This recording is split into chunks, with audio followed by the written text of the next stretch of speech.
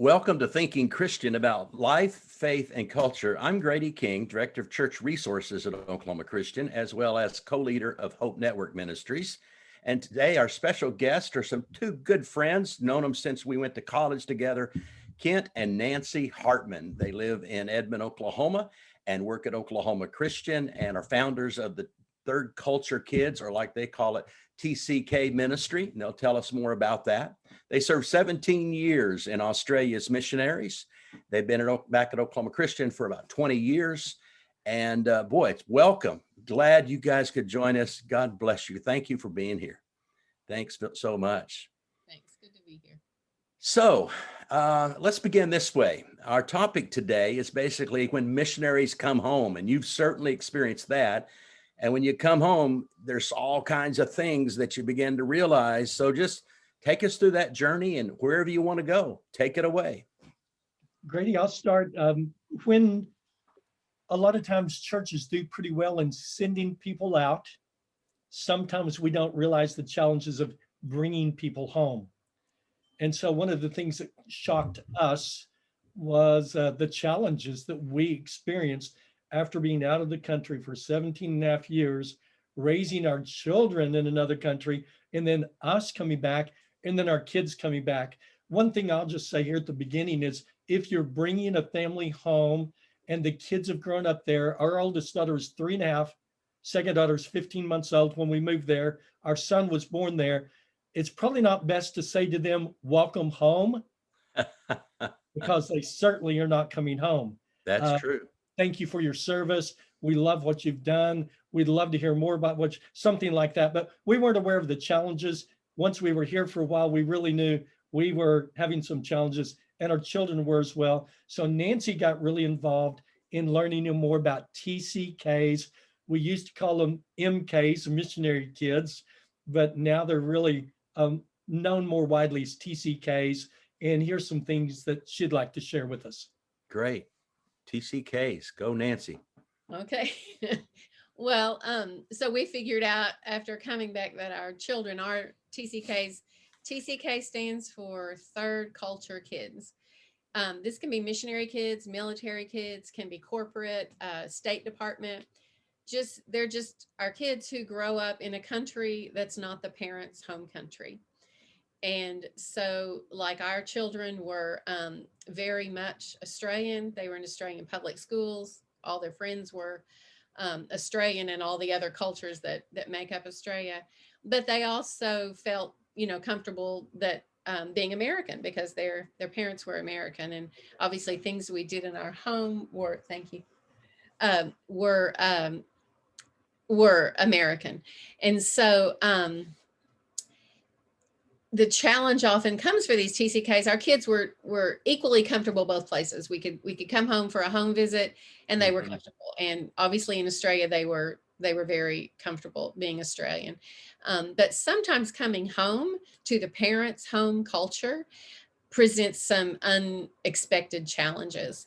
And those are that the kids, they kind of think they know America, because they obviously have American parents, they've had Americans in their home, and they've been home on furlough. And so they think they know this place, and they get a little bit of a shock quite often because they don't know it as well as they think they do. And they aren't really as American as they think they are. And some of the main challenges that come are, one, they're hidden immigrants, because when they show up, in a class, in a Bible class, in a youth group, wherever, they look and sound like all the other American kids. At least most of them do, yeah. But they're not. And No. So when the teachers are talking, or when the children or their peers are talking about things, they're processing it through a different culture and often through a different language. Mm-hmm. One example of this is I've gone to UCO, the nearby state university, to talk about TCKs to students who are studying to be teachers. And my assignment is to help these students understand what it's like if they have a third culture kid in their classroom, and how to identify them and give them the help they need. So I've taken OC students with me. OC TCKs, but I don't tell the students at UCO that these kids are TCKs. I just say I brought some OC students with me. So Ah, these students introduce themselves and they say, hi, I'm Jordan. I'm an art major. My parents live in Texas. Hi, I'm Jason. I'm an accounting major. I'm a junior. I'm Amanda. I'm a pre-med major. And so then we go on with the presentation. And then a part of the presentation talks about being hidden immigrants. And that's what TCKs are. And then I say to the TCKs, introduce yourselves again. And so Jordan in perfect Portuguese and Amanda in perfect German and somebody else in perfect the language of the Philippines. Can't think of it right now. I know it. But anyway, and the students in listening to the presentation, there's an audible because they have no idea that these kids actually, they're not American. They actually have a heart. They have a different language. They, that they're fluent in. So that's what it means to be a hidden immigrant, is these kids can be in your group and you have no idea that they're not understanding all the cultural cues because they've absorbed another culture. wow. That phrase And hidden, the, that phrase. the cultural cues could be like dating cues. Different countries date differently, and you get different cues from things. The way Right. people look at you. In one culture, that means one thing. In another culture, it means another thing. And they're trying to process it. Even Nancy and I, when we came back, we'd been gone so long, we didn't know how to open a phone account. We didn't know getting our kids enrolled in school. We were lost. We didn't know what to do. It was weird. Anyway. That So phrase hidden immigrants is really intriguing. it is, isn't it? That hidden immigrants, that creates on our end, on my end as an American, I'm thinking, then what would be the sensitivities that I'd have to be sensitive about since it's a hidden immigrant? Yeah. Or can I even be that? Or do I just stick my foot in my mouth and learn the hard way? I mean, you know what I'm saying? I mean, Yeah. And see if they obviously look like they just got here from Japan, or if they look like they just moved here from Brazil, they would get some special care and special help. But TCKs don't often get that because they look and sound like the peers of their parents' home culture, but they're not. They're quite different. So so recognizing them is important, and just realizing the whole hidden immigrant. so what's going on, the emotional dynamics going on within a TCK in this, what you're describing now? I would imagine there's this sense of disorientation and loneliness and what else? Anger and grief. There's an identity issue because they thought they were American the whole while they were living overseas, but they also felt, a real loyalty to the country that they lived in. So one of the things going on is an identity confusion because they kind of don't know who they are. Mhm. Another one is grief because when TCKs come home, there's come back to often their or home. come to their parents' home. They're not coming home. They're coming actually to a foreign culture, but they don't realize that sometimes. And so can you imagine what it's like? Like they come and often, churches will have a big welcome home party, and people are often saying, welcome home. We're so glad you're back.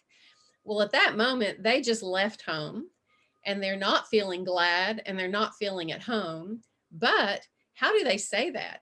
If it's aunts and uncles and cousins and grandma and grandpa, so happy to see them.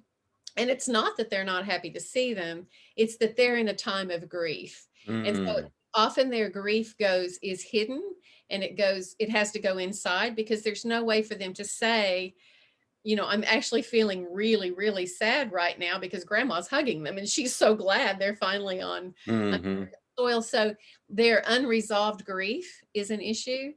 Another huge thing that they're feeling is divided loyalty because they yes, they love America and they're glad to be here and they're glad to be with the church that supported them and with the relatives that they've missed, that they're also feeling, because in their grief they have this real heightened sense of loyalty to the country they left behind. And it sometimes keeps them from recognizing that they love America because, as our TCKs have said, they often feel disloyal to the country they left behind if they begin to like things in America. So Wow. in their desire to hold on to this country that they love and that they've left behind, they sometimes give off the impression that they're angry with America or they dislike America, and it can really hurt their relationships with their peers. And as our TCKs have said, it's not so much that I didn't like America in those years, it's just that I was trying to hold on to what I left behind. So Hmm. that's some of what's going on in their heart and their head. And Grady, like our kids were always called the Yanks in Australia. So they kind of thought they were more American than maybe they were. Of course, they come here. What are they called?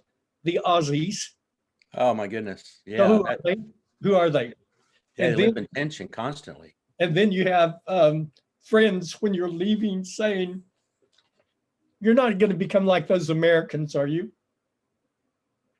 Yeah, I could tell that's pretty deeply rooted in you right there. Yeah, that's Yeah. And so they try to hold on, but you can't make a good transition if you completely hold on to the past, can you? Like a good missionary has to learn the culture, accept the culture, fit into the culture, and not necessarily, I could never be Aussie because I'm American, but I need to fit in as well. Well, if you're holding on to that other because your friend said, hey, you're not going to become a Yank, or I mean, a Yank, are you? You're going to continue to be Aussie. That's hard. And it's really deep. it's really deep. I could tell. Yeah, I could just see it, hear it. And because they're in grief, they need to talk about, when someone dies, our need to talk about that person, that helps us process it and it helps us move through the steps of grief.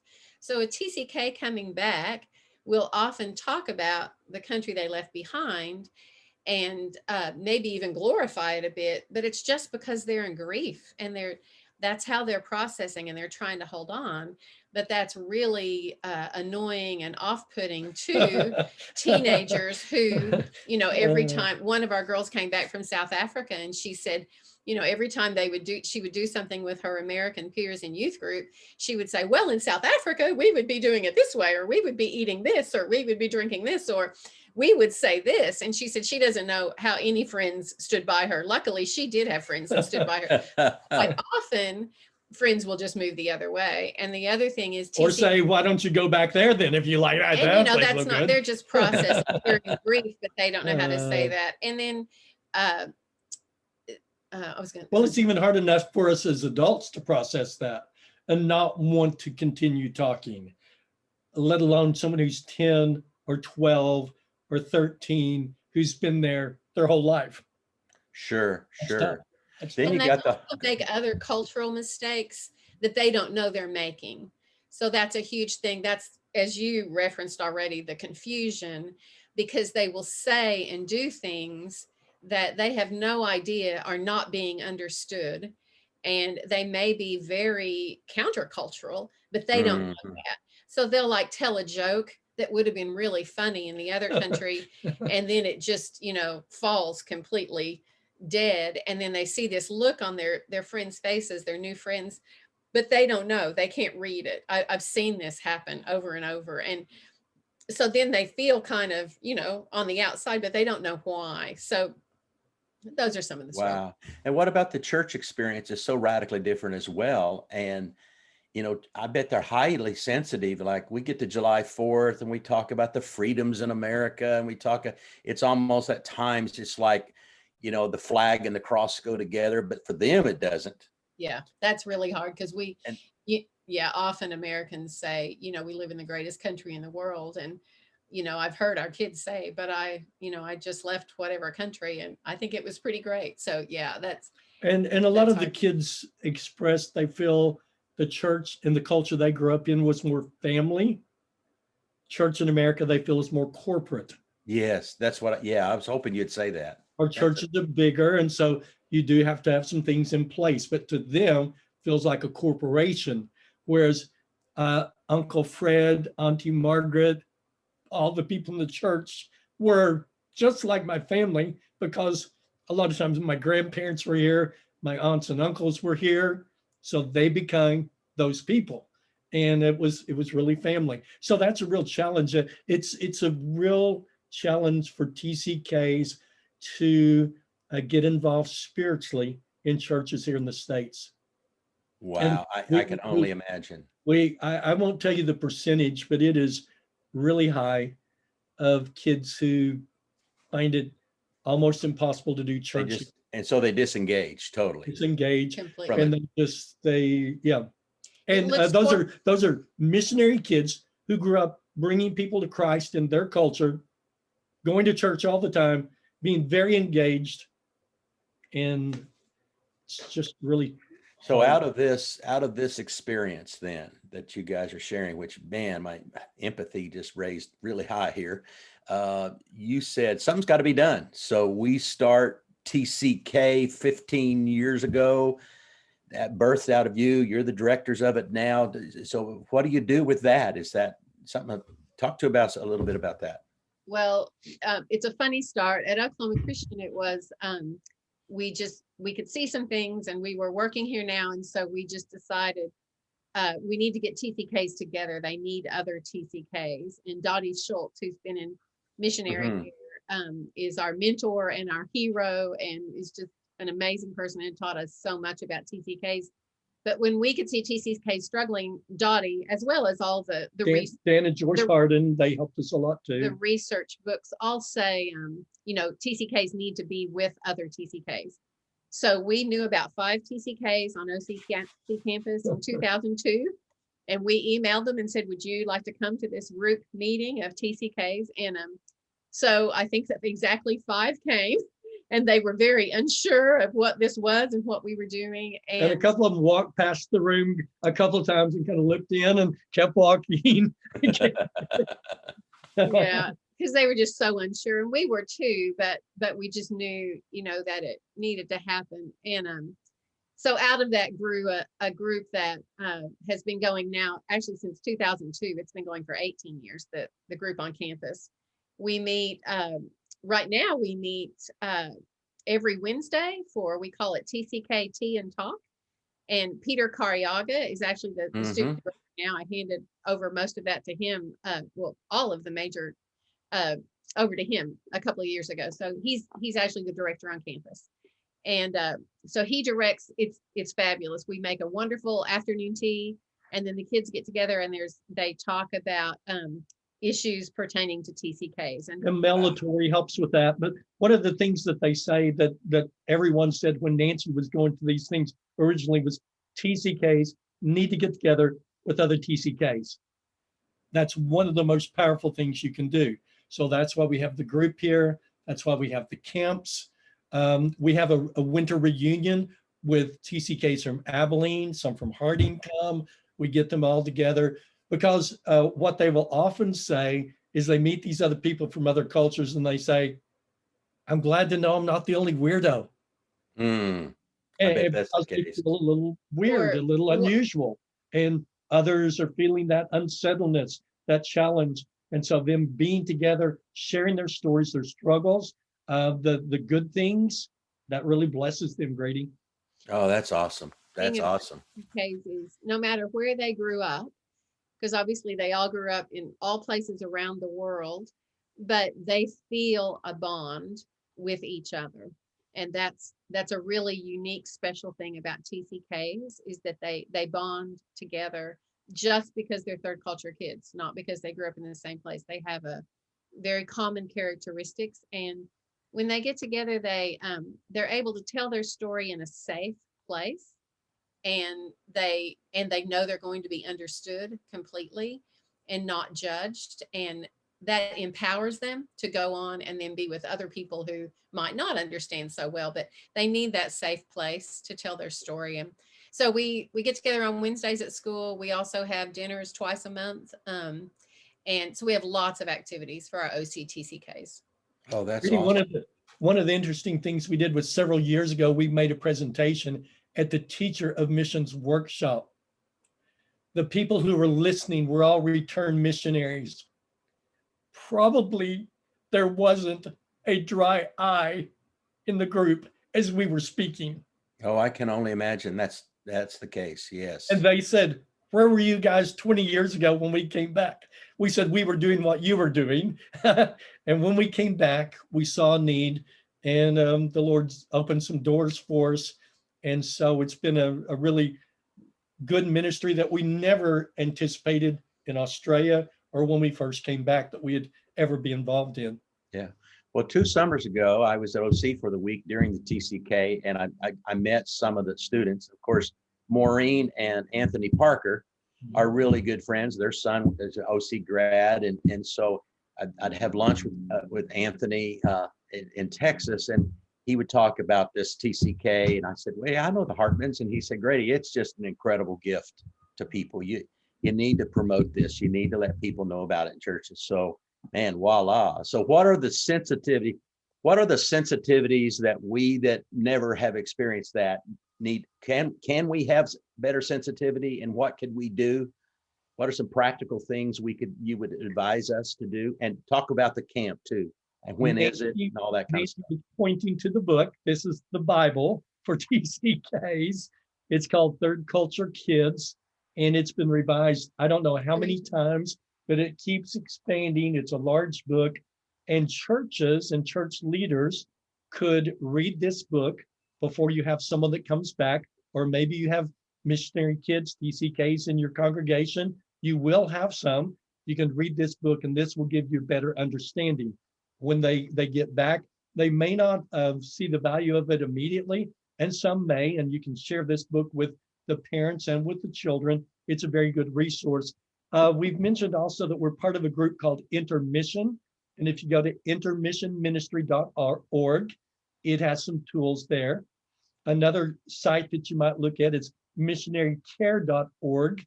It has a lot of things on there by a couple called the Kateskis.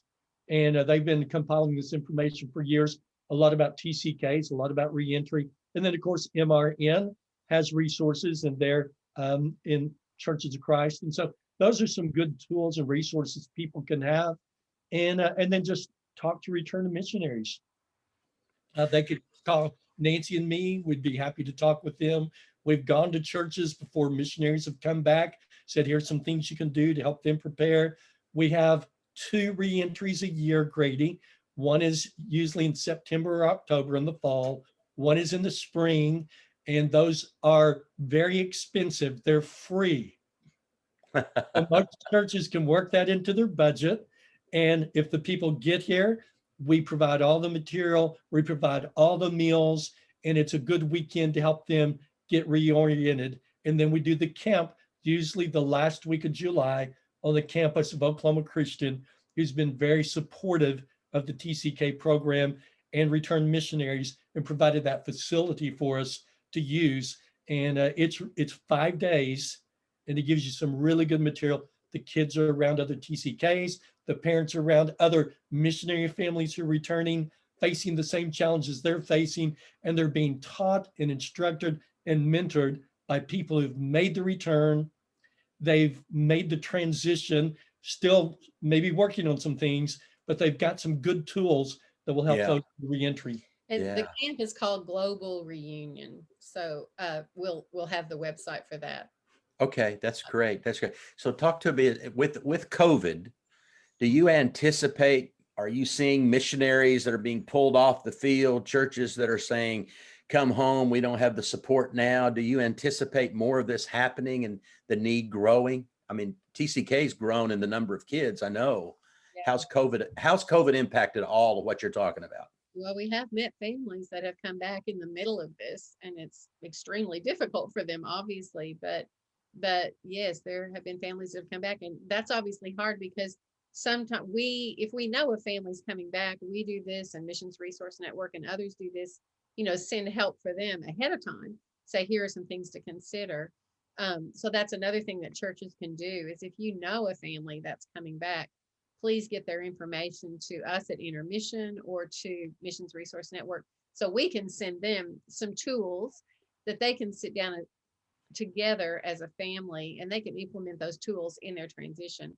When people come back quickly, like you're saying in COVID, and they don't know, we still have reentry help for them. And still, if they'll go to any of those websites, they can get people who will help and who have Wow. walked that journey and will help. A family's just That's- returned this past summer in May, and they came back so their boys could go to camps. What happened to the camps, Grady? Every one of the camps was canceled. So it's challenging for them, and it's a challenging time for everyone during this COVID. And so we were able to get with them a few times. We got them with some of our TCKs and their children with some of our TCKs. I think that was helpful. So there's still some things we can do, but it just will look a little bit different. We didn't do our reentry in the fall. We probably won't do one in the spring. But well, we did it a little bit different, but it's just a little bit different, and it will Just hard. Yeah, it's really, everybody's challenged by it. So the preacher in me wants to ask, what's the 2 or 3 so whats at the end? Pretend you're talking to me as a whole church, and you're going to say, all right, here's 3 things you must know and be aware of as a so what to kind of pull this together. I would say 1, realize that this family is in transition and they're in grief. Okay. So treat them that way. And one of the things that they need is a safe place to tell their story. So often we don't, in fact, I think you referred to this. Often people don't ask about the work that they've just done or the place they've been because we feel intimidated. We're like, oh my goodness, I should have been reading their newsletter so I would know what to ask. And I didn't read. Or I really don't know anything about Belgium. And so I don't even know what to ask because, I'm afraid I'll feel stupid. So don't be afraid to ask them questions. Let them talk about their work, the place they were, let them process, and be forgiving because they are going to make some cultural mistakes and they are in grief. So they're in transition. They're not thinking clearly. So be forgiving and just stick with them. And my goodness, I could tell you so many stories about that, about people who had somebody do that and people who didn't. And but that's so important. And as a church, just to realize we're going to welcome this family very intentionally and not just assume that they know how to progress in this culture because like for us, Kent said, we were gone 18 years. So we were pretty confused, but our kids were, even more so. Even more so, yeah. So just to be aware, sometimes I think people come back and we've been just in our own routines for so long, we don't really intentionally think about all of the hurdles that they're facing. So just to kind of be aware and to be prepared. I think it'd be really great if a church was bringing a family back and they had someone in the church with children around the same ages. If they specifically prepared and maybe did read some of the book and maybe did call some of these resources this family so that they could help others kind of just be aware, maybe they could meet with the youth group and say, hey, these kids are coming back. Here's some stuff they may struggle with a bit and here's how we can help. Wow. Grady, one of the things that the TCKs often say, or missionaries will say, I started telling a story and I saw their eyes glaze over. And I thought, okay, let's talk about the Dallas Cowboys. Maybe they'll listen then.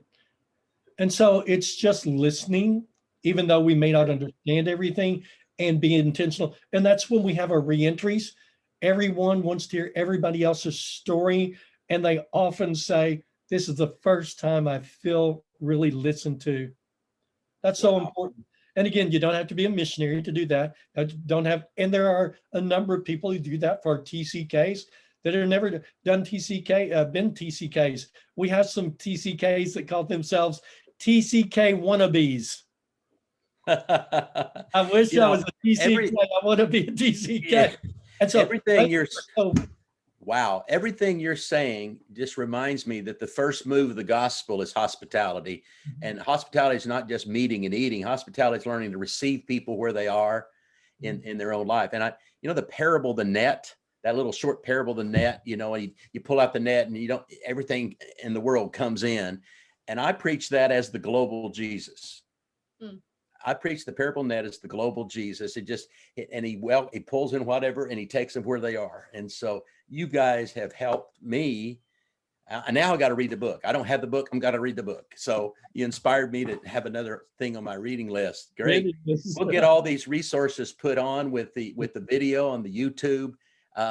Boy, Kent and Nancy, loved you a long time. Deep respect and appreciation for who you are and what you're doing in this ministry with TCK and all the influence you have with students about the gospel. Thank you so much for being here. And this has been Thinking Christian, about life, faith, and culture. And they've sure helped us do that today. May the Lord bless you and keep you. Thanks, Grady. Thanks, Grady.